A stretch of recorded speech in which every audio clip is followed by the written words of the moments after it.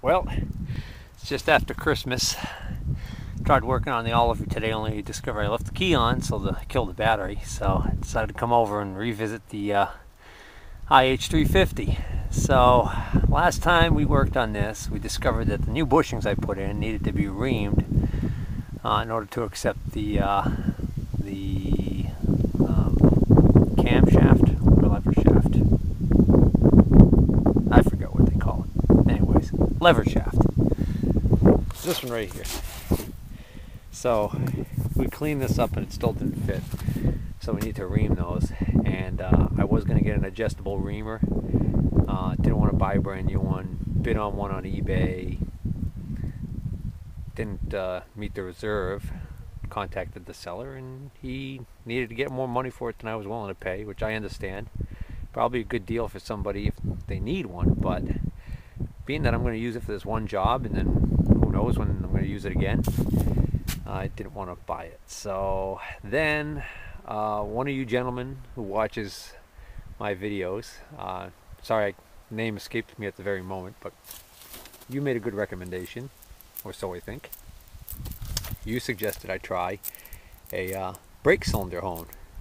So this is a little hone, kind of like you would use for doing cylinders in a engine, but it's a miniature version, and it's used to hone these cylinders on drum brakes, on older cars with drum brakes, or some trucks still have drum brakes in the rear. But anyways, point being is that this will collapse down to the right ID that I want to go for. So what I can do is I can actually start with it just lightly touching it and hone it a little bit, and then try the fit again and then readjust. Basically you just turn this nut right here and that controls how much force, spring tension, is being put on these little stones so that they take a little bit more metal off.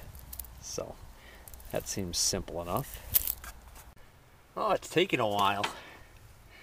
You know, the hones aren't anywhere near as aggressive as a reamer would be, but it's working because I can now insert it in about that far. It's tight, but it goes in where it didn't want to go in barely at all before. So, and I've been concentrating on the front edge here, so now I can continue that amount of cut all the way through, and might be just about on the verge of being able to insert this fully through this side.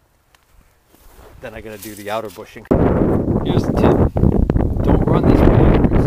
I just did by accident. I hit the reversing switch on my drill. It immediately unscrewed the end and sent a couple of these parts flying, which luckily I saw where they dropped. I reassembled it, but I guess you can't run this backwards, because what happens is this brass part right here unscrews. The hone stones go flying inside the thing, and the spring pressure just sends these two little collar pieces flying. Well, it almost inserts the entire depth of the bushing now, and then it gets hung up. So that makes me think that maybe the shaft is a little larger over here, and that maybe I need to clean this up on the wire wheel a little more, because you can see all of this black on here. So wouldn't hurt. Run it back there and give it another whiz.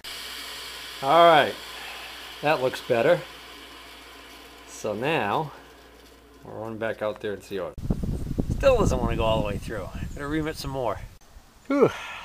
I've been going at it so long I killed the battery on my drill. It wasn't fully charged, but still.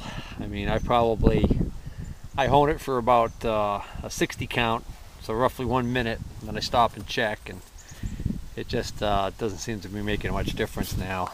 I think these stones just are too fine of a grit. They're not really biting that much. They're not taking much material off. The stones are wearing down pretty quick too. So I think the amount that needs to be taken off just is a lot more than what the honing process is going to be able to do for me, as opposed to reaming. So I don't know. I think I'll charge the battery up and give it another try. I'm going to double check this shaft, mic it, and see, make sure that I don't have anything unusual here, but I mean, it looks pretty clean. Well, I just mic'd it with my 1-inch micrometer, and the OD in this area is the same as the OD in this area right here. That's you can see from how polished it is that that's not contaminated or pitted or anything like this was. So I don't think I need to take the wire wheel through this anymore. Well, there's a couple of spots here I can feel with my finger that feel a little bit rough though. Might not hurt just to give it a little bit more of a whiz. Well, I cleaned up this shaft a little more.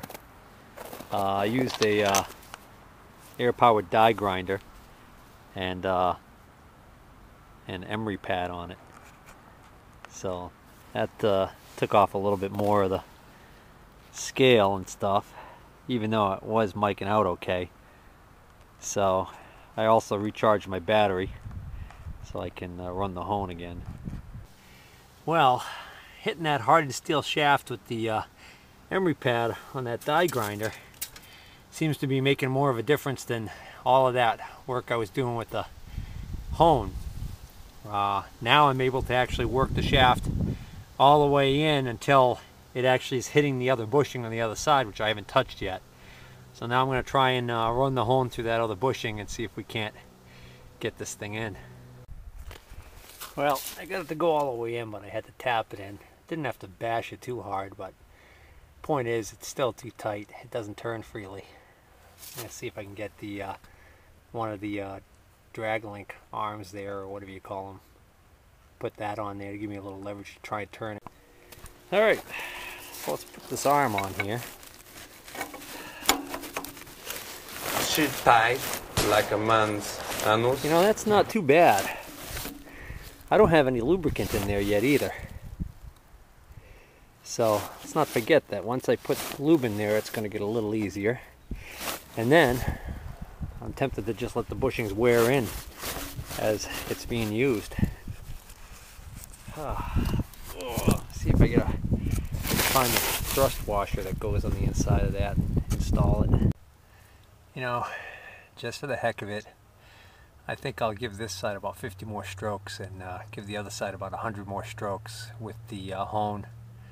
More on the other side because I had done less to that side. And that way it'll give it just a little bit more clearance and help it wear in a little faster.